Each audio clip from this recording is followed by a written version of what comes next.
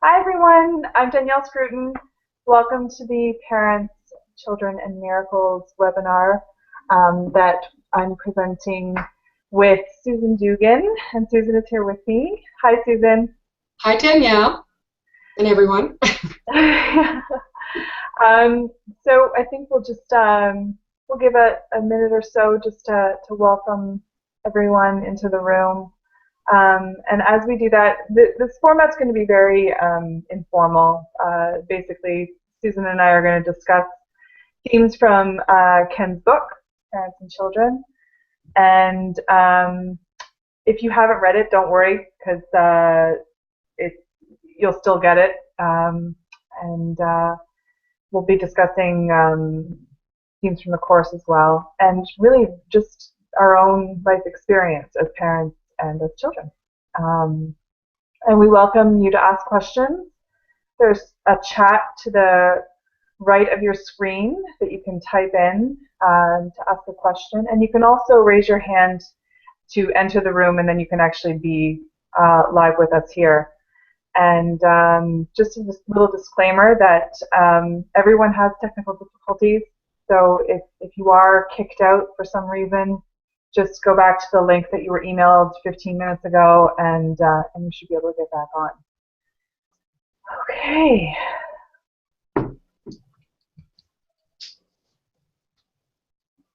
All right, so let's go ahead and get started. So as I said, Susan Dugan's here with me, and Susan has a wonderful website that you can check out. It's foraysinforgiveness.com, where she blogs beautifully about her forgiveness opportunity. So I encourage you to check it out.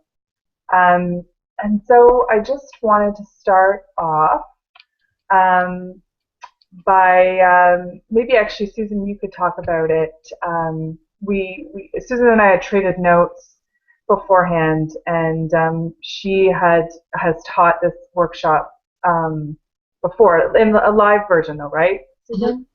Right. And she had a great overriding message, so something just to keep in mind throughout the next 4 weeks, because what we're gonna do is we're gonna focus today is going to be on the first part of Ken's book, which is being a child, or sorry, no, it's actually about being a parent, and you know how our children offer us so many forgiveness opportunities. And then session 2 is going to be more about sharing. We're going to give a little homework at the end of this session, and so next week we'll be sharing and discussing how that went, how we applied it in our lives. Session 3 will be being an adult child and the relationship with our parents, and then session 4, same thing. We'll discuss how applying that went. And all of this is very informal. We'll just see what comes up, but that's sort of the general plan for now.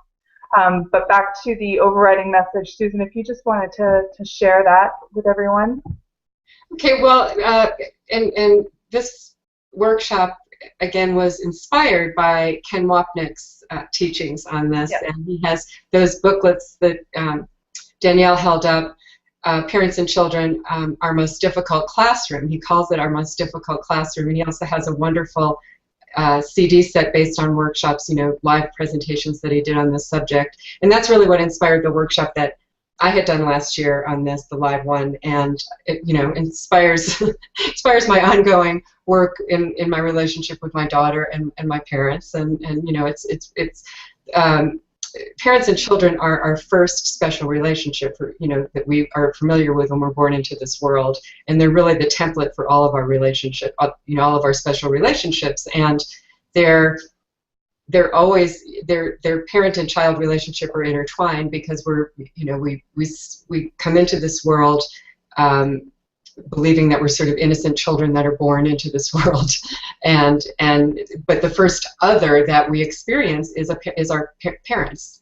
And so the first person that our first special love is our parents, but the first person who fails to meet our needs is also our parents, because no parent can meet all, you know, even the very, very best of parents cannot meet all of their children's needs. And so there's an inherent setup in the relationship that, again, there's an inherent setup in all of our relationships here that is is always trying to prove that I really do exist apart from God. That's why we come here, but it's not my fault. And the first person that I blame and often into my adult life point a finger at for the way I am and the problems that I have is my parents. And so, often as parents we carry all of that as well. We don't really heal our mind about any of this, and then we become parents ourselves.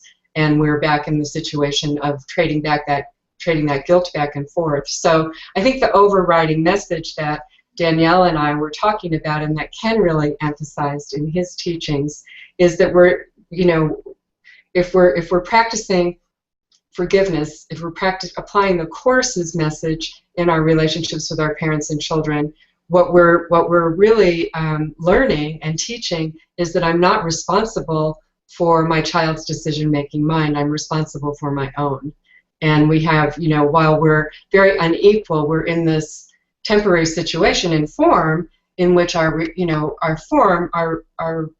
roles are very temporarily unequal as parents and children. You come in as these very needy children, and we as adults, have responsibilities to teach our children how to take care of themselves and how to interact with others and, to grow up and dress themselves and get along in the world. The real point of all of that, from the Course's perspective, is changing the purpose of it, to learning that, what I'm trying to learn is the same thing that my child is trying to learn, which is that I'm not the home of evil, darkness, and sin. I didn't destroy God, and I'm really not apart from love. And so we share. We're in a classroom together as parents and children, and we're trying to learn that same message. And so if we can keep our focus, even as we're being faithful to our roles in form, and doing all those things I mentioned as we're doing our parenting, but keeping our focus on our overriding purpose within, which is to heal our mind, then we're demonstrating that choice to our children, that they too have a choice, something with another teacher in their mind. And these are just words that I'm describing it with, and Ken uses, but that spark, that Holy Spirit, Jesus, that right mind is within us all. We all have an ego, and we all have this part of us that knows we're not separate from God and sees no differences, sees past these superficial differences to the need of every heart that the Course talks about, which is to find our way home, to awaken, to learn that God, we didn't, nothing we have done has changed God's love for us, and that's reflected by teaching our children that nothing they do changes our love for them, even when they screw up, even when we were talking about this yesterday, or maybe I don't know, this past weekend, I think. I was saying to you, so I have two small children. Susan has a daughter that's grown. I think she's 21. 23 now. Yeah. 23. Oh my goodness. Okay. So I have two children. My daughter's 10, and my son is 7. And I was telling Susan that we were recently in Disney World, and I mean, talk about the perfect playground for forgiveness, right? For the ego to get involved. So it's it's hot and it's incredibly crowded, and this is our 3rd day at Disney, and we were in line for a ride, and my kids decide to full on physically fight, like shoving and hitting each other in line, and I'm horrified. And we had been in Florida a week, and leading up, things had been very peaceful. I really was having feeling like I was really going to the Holy Spirit first, and feeling really grounded as a mom, and very loving, and was able to just take things.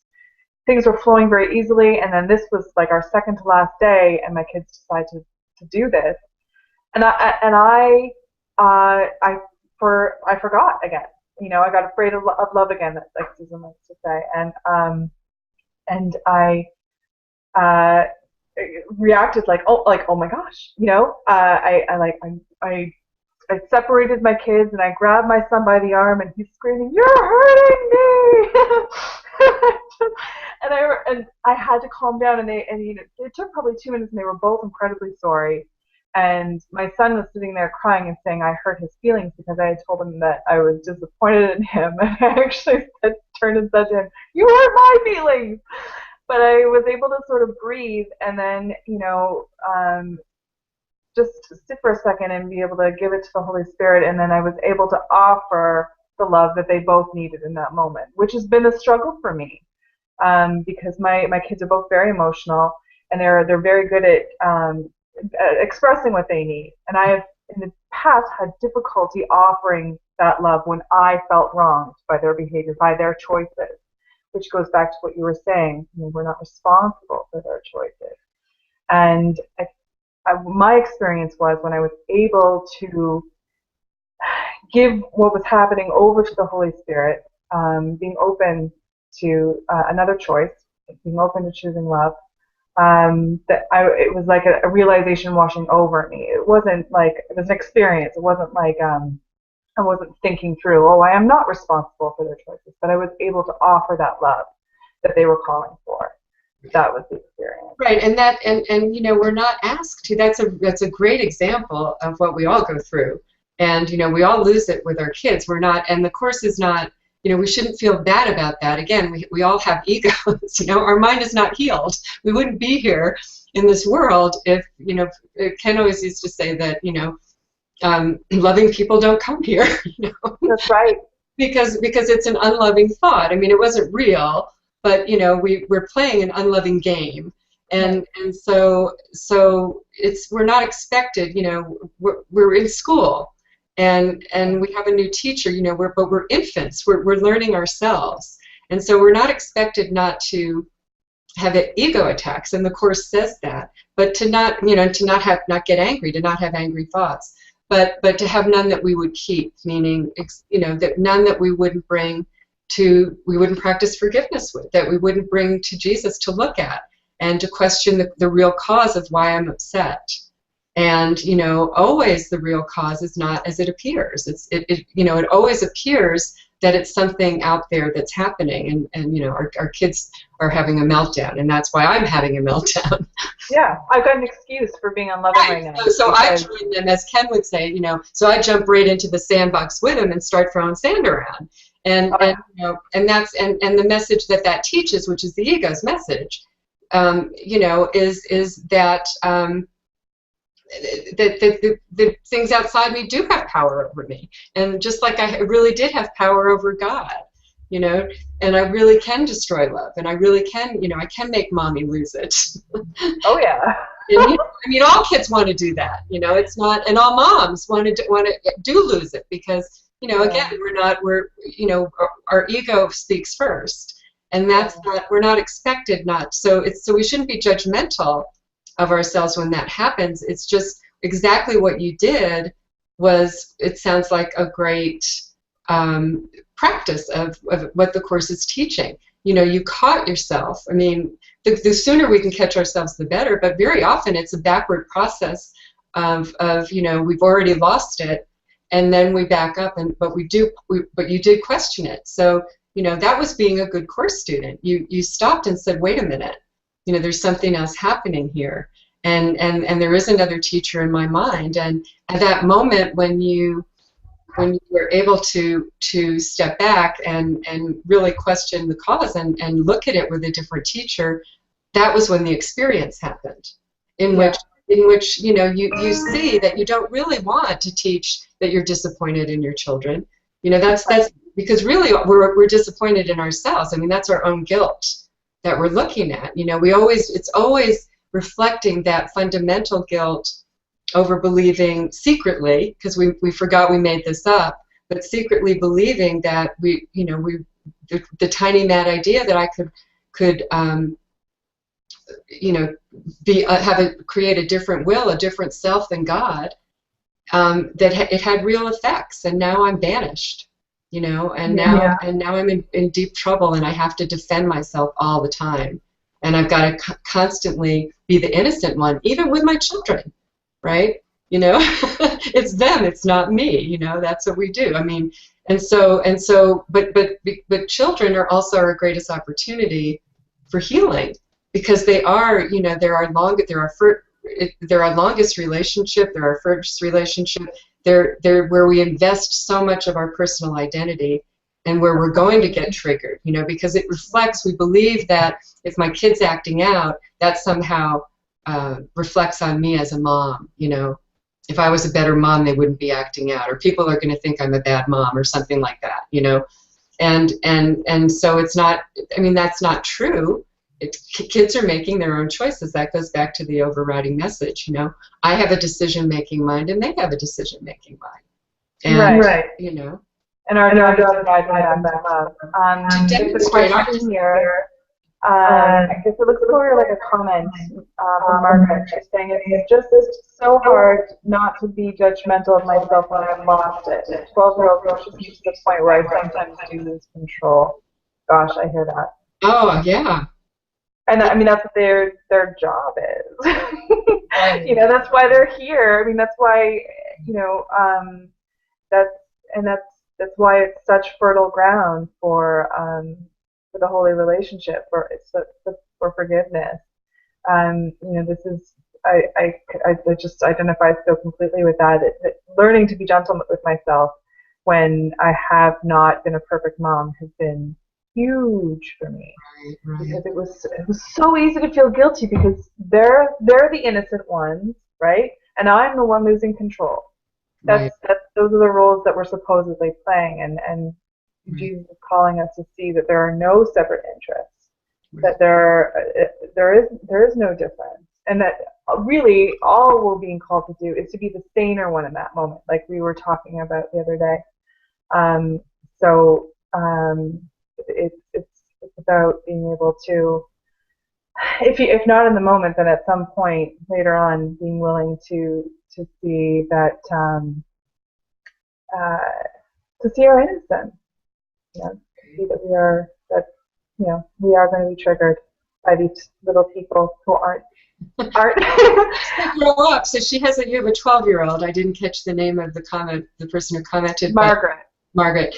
So, but you know, and as these little ones become bigger, they become even better at manipulating, and then they do when they hit puberty, they do the classic, you know, really want to make this separation real. I mean, that's what egos have to do. They have to really now they have to really differentiate themselves from their parents. So you know, that's when it gets really challenging. I mean, it's challenging to begin with, but it you know, becomes it can be quite maddening. And I actually came to the Course when my daughter was 11. She's 23 now. So it was, you know, I hit the ground running really with, because I knew that I finally had, after a lot of seeking, had found the Course and knew that this was really the path, and wanted more than anything to learn what forgiveness really meant. And, you know, was just as confused as we all are when we first come about what it does mean. But being able to practice forgiveness and work with you know, cultivating that inner relationship with our inner teacher in my relationship with my daughter as she grew up and went through all the stuff that teenagers go through, and all, you know, and I got to look at all of my ridiculous expectations of her and myself, you know. Yeah. and so but the, you know, it is very, very hard when they're pushing your buttons and there's so much in your face. I mean, my daughter, I remember walking, you know, she was one of these kids that would follow me around the house, like just I mean, she just never stopped arguing, you know. Yeah. And like, you couldn't get away from her, you know. And so, and she's turned out great, by the way, but but it was touch and go for a long time. And so I so sympathize with that. But what really helped me, and I think what the Course is really inviting us to do, is we have this loving part of our mind that is now going to be our personal mentor, our teacher, our coach throughout everything that we seem to go through out there. And what was so comforting to me was really learning through all of that I wasn't alone. You know, it was the trying to do this alone that was causing the suffering. And you know, but I did have another choice. You know, I had another teacher I could look at and learn from within me that loved us both unconditionally, and could, you know, and just as you were saying, in that example with your son and daughter at Disneyland, you know, just questioning what's going on, just pausing and questioning and asking to see, you know, to realizing that nothing really does have the power to take my peace away, so why am I letting it? You know, just that questioning invites that other part of our mind that does know what's going on, and you know, does see only our shared interest to heal our mind.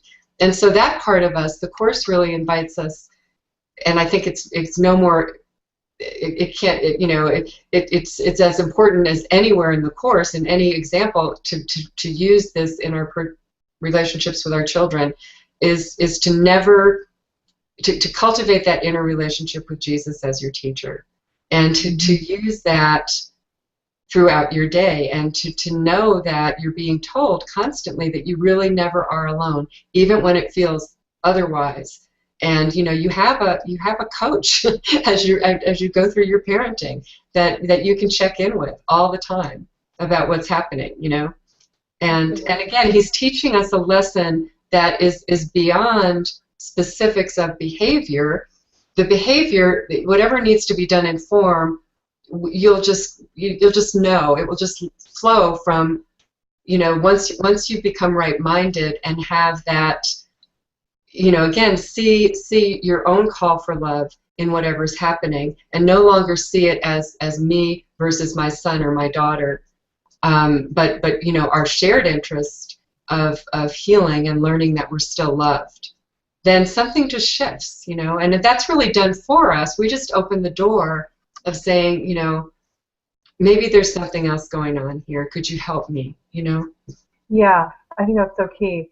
And I'm finding that, you know, I always thought that I should have some sort of system as a parent, you know, like beyond just having normal limits, but I should have, like, you know, like almost like a curriculum. I don't know.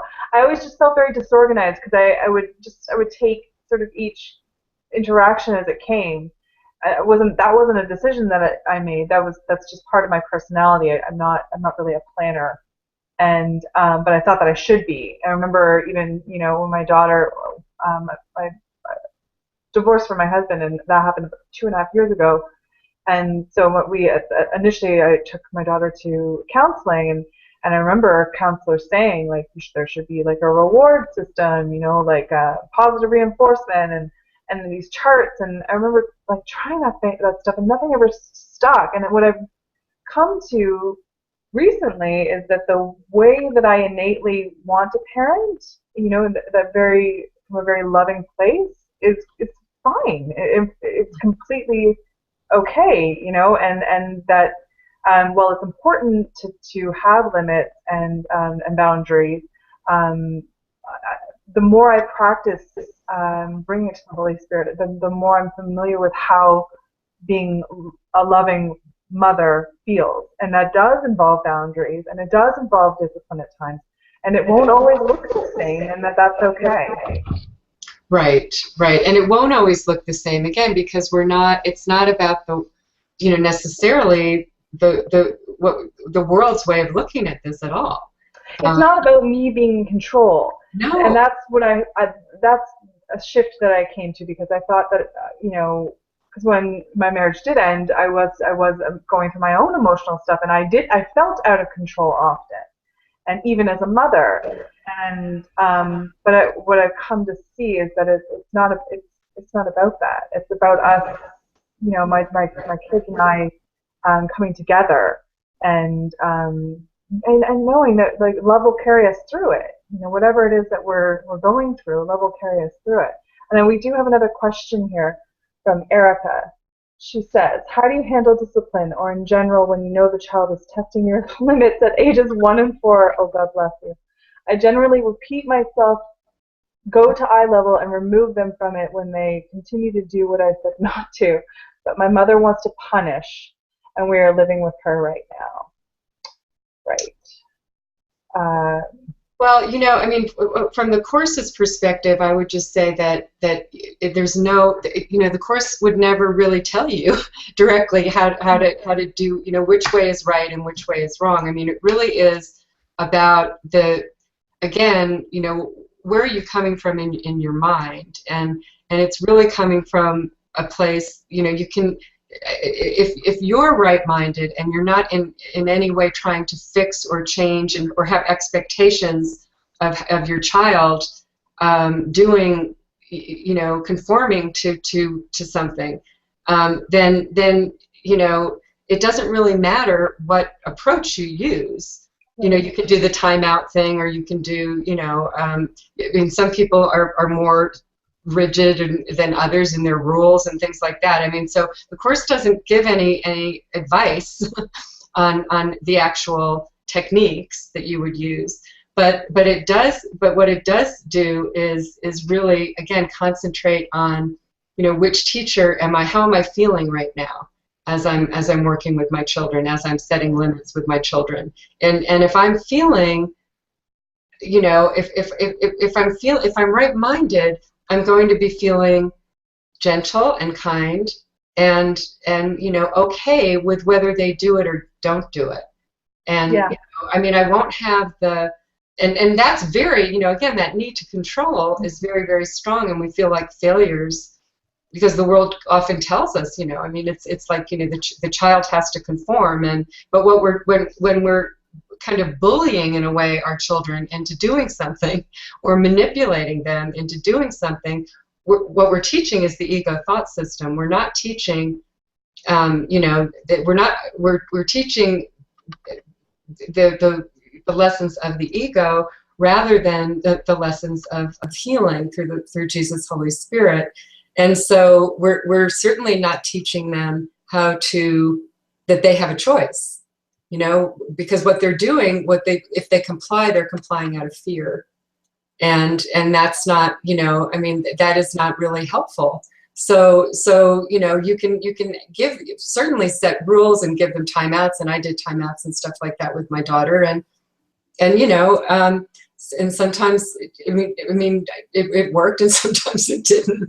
You know, I mean, if you consider work that she would, you know, continue to throw a tantrum or not continue to throw a tantrum, or be mad at me, or you know, whatever. But really, the greater lesson that you're teaching them, you know, even if you're just holding a kid that's losing it completely and having a tantrum, and you know, you're holding them and saying, I have to do this so you won't hurt yourself, because I do remember doing that with my daughter, because she was just, you know, being so out of body. And but you know, that so in that case, I mean, I've got her in a straitjacket in a way, you know. So, but if I was angry and I was doing that, I would be teaching her, you know, again, a different lesson than if I'm connected with my own right mind and just teaching that I love you. You know, right now I'm afraid that you're going to hurt yourself, and so I have to do this. But you know, but I know that I know that you're not going to hurt yourself, and you're going to be okay, and this is going to pass. You know, and you're going to learn how to self-control this. But right now you forgot. You know, so you can. That's key. You mentioned in the moment, so important because but that, you know, that could or could not be loving. I mean, that same behavior, and just to be aware in that moment, right. To shift into loving, especially when there's a child screaming at you, is not always easy. No, it's not easy. You know, I've been there, but you know, what I've been able to come to as I practice more and more, when my daughter is screaming at me, I'm able to see it's not about me. This isn't about, this isn't something I have to take personally right now. Absolutely. So apparently I'm echoing. I don't know if it might be your sound, Susan, but I'll turn mine down a little bit too. Okay. So there was a couple more questions here. Oh, and people are saying it's still echoing.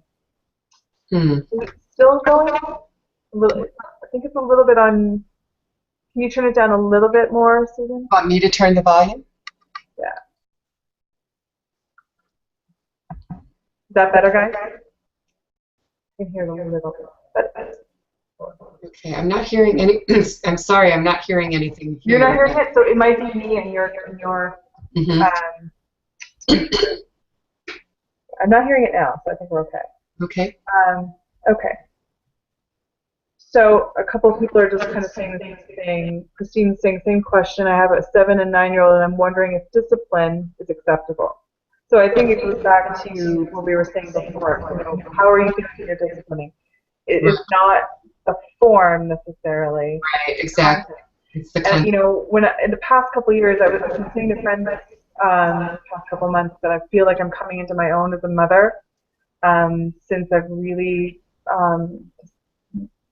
been choosing the Holy Spirit more. Really taking on Jesus as my inner teacher and going to Him first. But before that, I was listening to everyone else, and everyone had different ideas, and I realized that everyone does have different ideas, and that not any one way is going to work. And so if you're paying attention to yourself and how you feel, and to keep doing what feels loving, and know that will shift and change depending on your child, depending on the situation, I think that that's okay. I think it's building trust in yourself, and building trust with your inner teacher. Yeah, it's really cultivating that inner relationship and that sort of inner intimacy with that loving presence in our mind that, again, doesn't really side with the us or them of the power struggle that we're always in any relationship here. That's the ego thought system. So it doesn't really matter what kind of style feels right to you in form, as much as what you're teaching on, and in content at the level of the mind. And again, you're certainly being faithful to your role in form. It's sometimes the most loving thing you can do is to ground a kid. I had a teenager, and she got grounded, and she did all the things. She broke curfew, and she did all of the things that kids do when they're testing authority and as they're growing up, and so she had consequences for her actions, but as you were saying earlier, Danielle, it became, in my journey practicing the Course in this relationship, and the undoing that goes on as we practice, and pay attention to our reactions and take responsibility for those reactions. That's what we're looking at, not their behavior, my reaction. That's what I'm not responsible for my kids' ego meltdown. I'm not responsible for them breaking curfew, but I'm responsible for for which teacher I'm going to look at my reaction with. And to be reacting and punitive in some way, and teaching the lesson that my love for you is conditional. That's not the lesson that I want to learn or teach. And so it's always about focusing on that inner relationship, and then I think the form kind of follows that. So it wasn't always like rules. We had rules, but rules are not always the first. That isn't my primary focus. My primary focus is on my mind and what I'm feeling about my kid, and that neediness I have for her to conform and be compliant and reflect well on me, which comes up for all of us as parents. We want them to behave. We want them to not to act out. We want them to be really obedient, and it's not going to happen all the time. No. So it's working with. There's nothing. As I was saying, started to say, there's nothing wrong with disciplining a kid. Sometimes that can be the most loving thing, and as younger kids especially, need to have some boundaries set.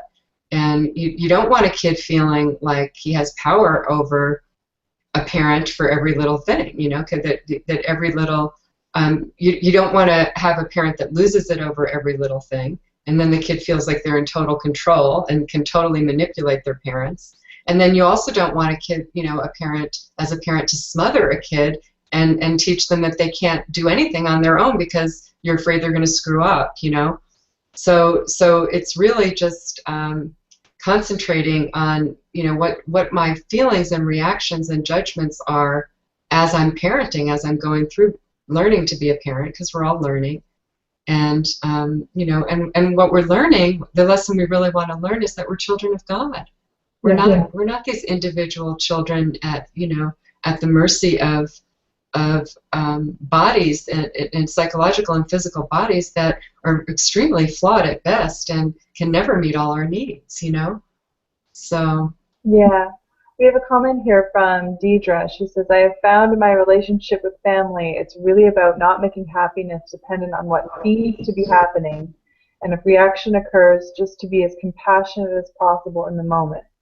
It's how the choice to respond is made that really makes us shift.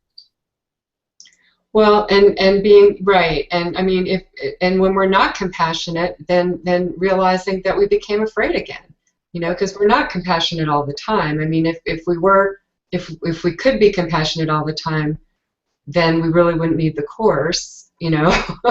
but compassion is what out of this process of connecting with our right mind. Compassion is the result of that process, because we see that we're the same. You know, that everybody, no matter how they're acting this out, this thought of separation is a very scary and guilty thought. And was we mistakenly believed it was real. So everybody's operating and acting out from that, you know, as a result of that secret belief. And so everybody's walking around, you know, parents and children and everybody in the world. There's really no grown-ups here, you know. Everybody's feeling that same, you know, feeling of being a lost child that can never go home to God. And so compassion is the right-minded response to that call for love. You know, when we recognize that that's our call for love, then we do respond with compassion, and you know, that's coming from the right-minded part of us. And I've had moments with both my kids where even as I'm disciplining them or I'm, you know, applying consequences, where we both see that I'm doing this out of love. Like if I'm coming from that place of love, it's amazing how little they resist, or they resist for a very short period of time. Like they're almost relieved to see that even though they did something wrong, I still love them, and that, like, there's almost no words for those moments. It's just an understanding between the two of us. And that's what we're all desperately wanting to learn. You know, yeah. We're all crying out. You know, saying, please show me that I'm wrong about myself. You know what I mean? Myself. Oh, I love that. Yeah. And so when we can, you know, but we have to see that call within us first. So that's where the feeling part of this comes in, of recognizing that, you know, just how painful it is when I'm not, you know, when I'm needing others to behave a certain way, for me to feel okay about myself. That's a really painful situation that we're all in here, and we can't possibly be compassionate with others when we're feeling that way about ourselves. So that's what we need. You know, that means we've turned away from that love, but it's still there, and it's still within us, and that's when we really need to connect with that loving presence that, you know, will never ever leave us comfortless. Absolutely. Yeah. We have another question from Erica, and she's got two here, so I'll read them both. I feel like not many people can spank a child from coming from a place of love. Can someone come from love while spanking a young child? This is a major issue in my home because my parents spanked me and feel I should spank my kids. I cannot spank them from love, so I don't. My question is multifamily, with more than one generation and keeping boundaries. I am taking this day by day, but it's reoccurring because everything they do that my parents do not like, they bring up spanking them. It is best to limit time with them. Is it best to limit time with I think she means for parents. Well, I mean, that's a tough situation, no question. You know, and I know that in my generation, my parents' generation, spanking, that's just what people did, you know. So it was a different, you know, style of parenting and all of that. You know, I mean, that's a tough classroom. I can't really answer how you. There isn't. I mean, it's almost two different classrooms for her. I mean, you Right. know, your classroom with your children and your classroom with your parents, Yeah. and being able to set boundaries with your parents as well as your children. If you're feeling, you know, in any way that they're crossing boundaries with you, then it's perfectly okay to set loving boundaries with your parents. Right. And just as it is with your children. And it And to sounds like same that's the struggle right now. right, and work from that same perspective as you would with your kids of kind of watching your own, you know, mind and recognizing that they may not agree with you, but Yeah, then it's but okay. that's Trying to learn that the differences in form between you, you don't have to agree with them, and you know, but you don't also have to condemn them. You know, I mean, if they're doing what they at some level think is the right thing. lovely. They think And that they're being yeah, loving, for right. sure. I mean, And you know, who knows? Maybe they right, are, but it's okay for you to set boundaries, and they may not respect them. They may continue to right. give you that advice, and And it's an ongoing classroom. You know, you it's can't. ongoing. Yeah. We'll learn forgiveness, is Gary. We're not Well, going to exactly. Yeah.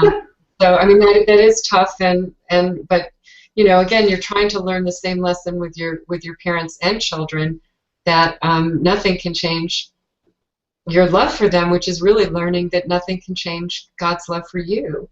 You know, I mean, that's the lesson that we all want to learn, and so it's just it's a moment to moment Yeah. kind of call. Yeah. I think that's important. You know, this isn't about demonizing your parents' choices or uh, you know, making them wrong or making yourself wrong. Right. It's about listening to your own inner teacher and trusting in that will guide you to the most loving action. Right. Um, And maybe at some point it'll prompt a conversation, you know, that just flows with your parents about that.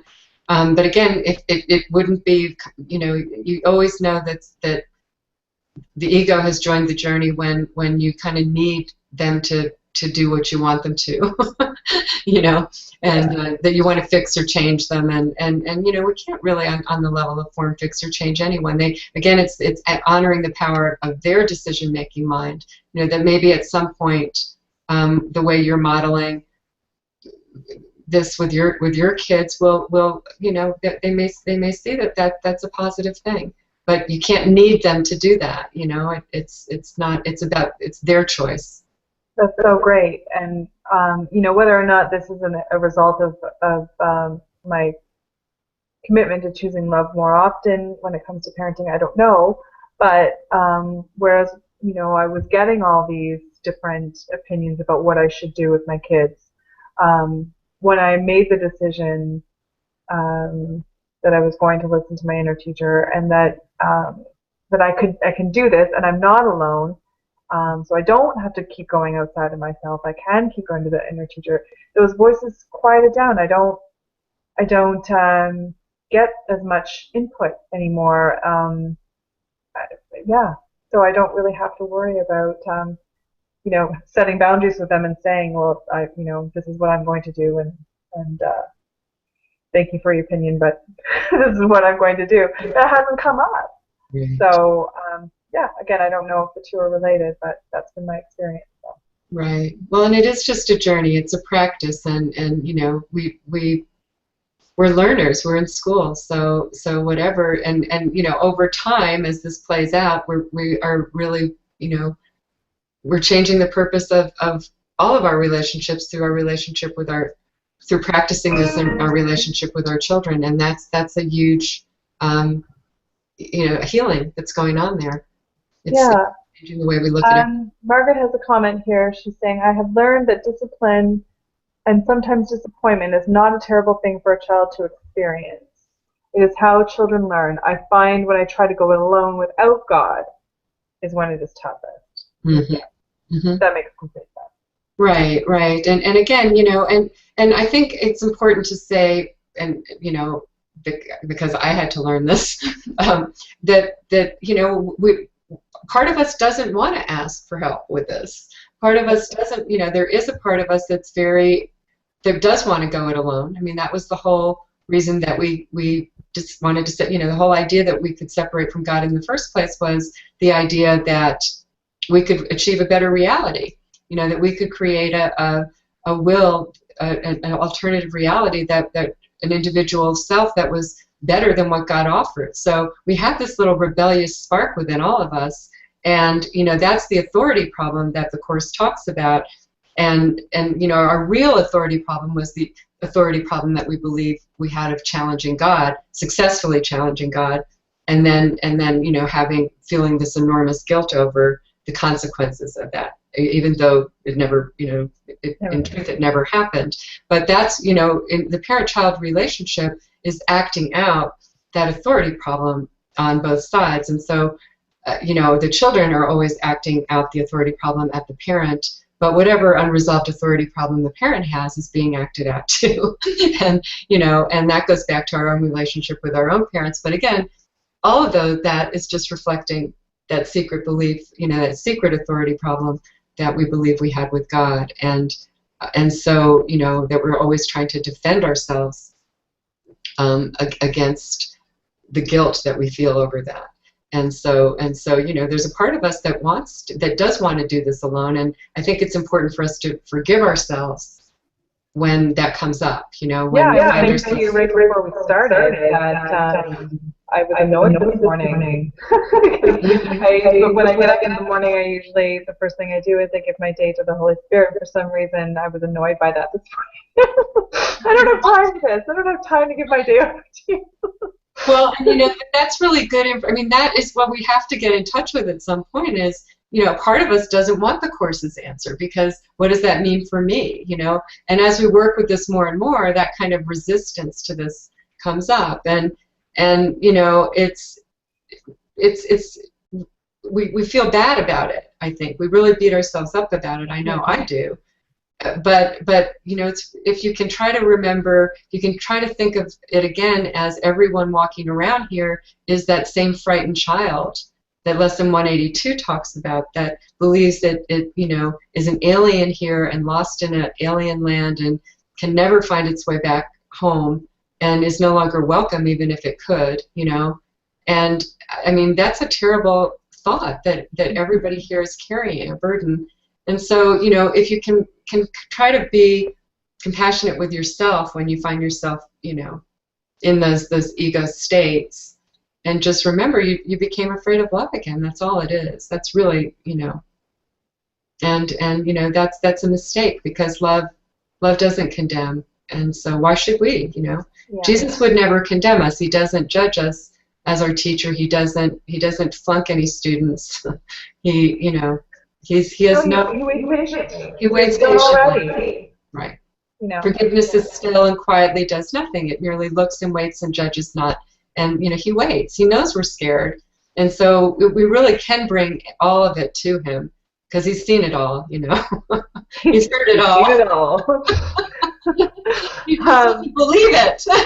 Yeah. So we're down to our last sort of 10 minutes, and Susan and I, like I said before, had traded notes before we came together tonight, and we both thought it was important to leave you all with something you can take with you the week to apply. And thankfully, Susan has beautifully laid out some forgiveness steps here that I'm going to bring up. Okay. Which really Ken Wapnick's step. I mean, it's the way Ken taught for. That's right. This toward the end, you know. That's right. In the last several years of his life, especially, he emphasized this, and it's a really simple way to think about it, I think. Yeah. Do you have it in front of you, Susan? I do. So, okay, well, you go ahead. So it's just, so I guess what we're asked, the homework would be asking people to just, and this is the forgiveness process that, you know, we're really being asked to practice all the time, but to focus especially on your relationships with your children, or if you're if you don't have children, you can use this with your and have or a grown child and have a parent that isn't that you're have issues with or is having physical or problems of growing older. You can work with that, but so it's just really practicing the 3 steps of forgiveness, and the first step is I'm not upset for the reason I think. So whenever you're feeling something coming up, some kind of trigger with your kid acting out, or something happening at school, or any myriad of things that come up with kids, and feel yourself beginning to lose it, beginning to get upset, to really just try to pause and within your own mind and take just a moment to remind yourself that this is not really, I'm not upset for the reason I think, which is lesson 5 in the workbook of A Course in Miracles, and to just entertain the possibility that maybe I'm wrong about this. Maybe it's not really because of my kid. That there's something else going on. And of course, the something else that's going on is always that we became afraid of love again. We want to, that guilt rises up in the mind over what we believe we did to God, and we projected it outward, and we're experiencing it as an incoming attack. But you don't have to think about all that. Just practice the questioning. I'm not upset for the reason I think. What else might be going on here? And then the second step is just, I could see peace instead of this, and that's lesson 34. And it's really reminding ourselves that nothing outside my mind has the power to take my peace away. That's a lie. I mean, again, I have a choice here. I have a right mind, and I am really a decision-making mind, and my choice to throw peace away was my choice. Their choice to act out is their choice to throw peace away in that way. But if I'm reacting, then I'm the one who's throwing my peace away.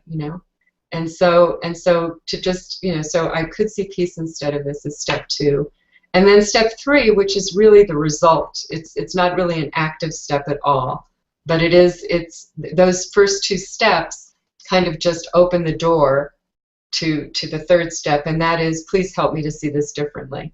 You will begin to see it differently if you take those first 2 steps, because and you don't know what that differently is going to be. This is why you need help. That's where the inner teacher comes in, and so you're just really opening the door to show me. I want to learn, but that takes my resigning and admitting that resigning from being my own teacher, and admitting that I don't know what's in my best interest right now. So show me, So it's just, I'm not upset. Step 1 is I'm not upset for the reason I think. Step 2 is I could see peace instead of this. And step 3 is just, please help me to see this differently. And stop. Just stop. And Yeah. you don't have to, don't expect, don't try to figure out what's going to happen. You keep practicing it. Which is something I used to do. I would try it. Oh, it didn't seem to work, so I would try it over and over again.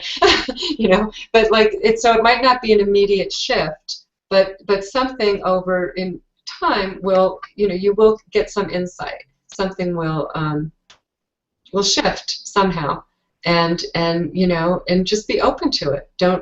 It's not a big. Don't be expecting choirs of angels or anything like that. What do you mean?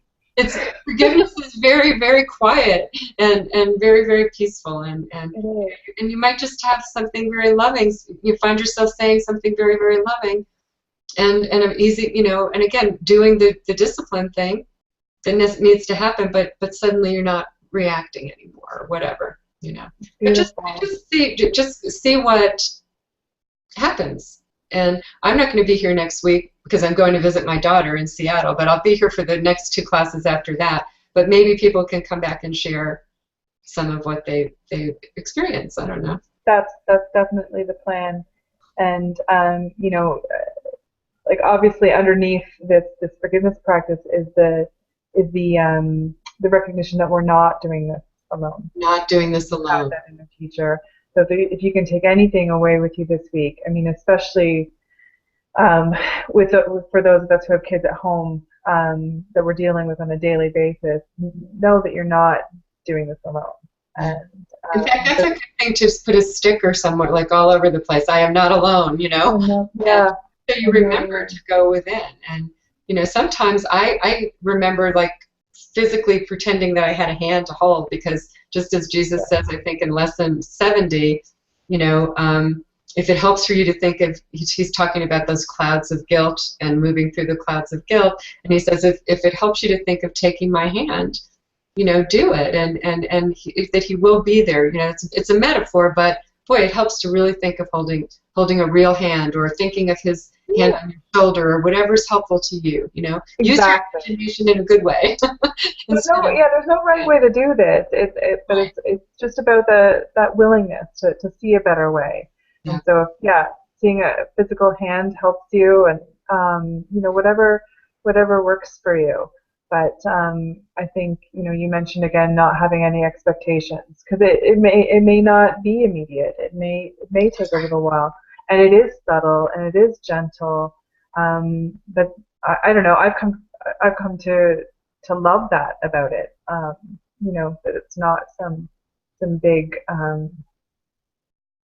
transformation. It's not like Disneyland, Danielle. Nothing's like Disneyland, Susan.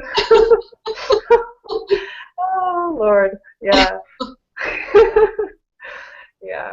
Oh gosh. But yeah. So everyone, if you can just take that with you through the week, and next week we'll be discussing, you know, what happened for you, and I'll definitely share some of my experiences. And next week, absolutely, you can come into the room. I know today was more Susan and I presenting, but absolutely, we'd love for people to come into the room and come on screen and share what's going on for you. And you know, we're here for one another. We're joining for the same purpose, to remember that which we never left.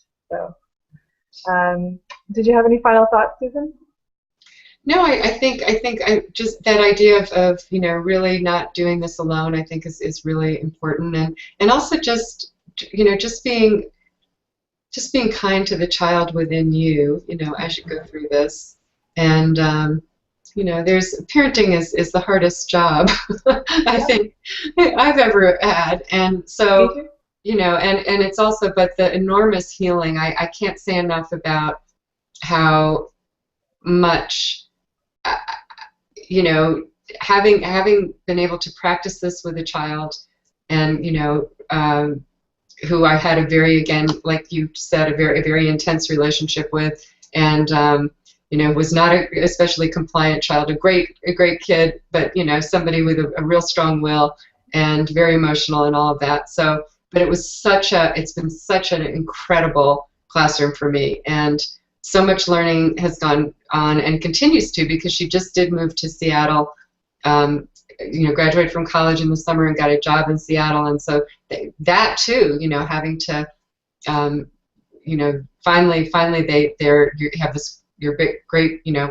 adult relationship with them, and they leave, and so you know, that was like pretty bad too. So I really had to work with that whole thing, that neediness that we feel as parents, that, you know, and how dependent we are on our children's love, and to really, you know, let go of the form, but still to see that love can never leave us, and so the learning that takes place and continues to take place for the rest of our lives with our parents and children is if we change the purpose of it, if we change our teacher and are willing to make it a classroom, I think is what will, you know, the relationship that may help us the most to heal our minds and learn to awaken to what love really means. So, yeah. Beautiful.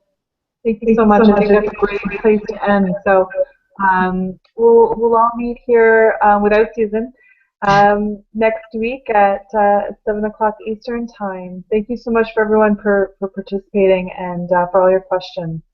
And we'll see you again next week. Thank you. Bye.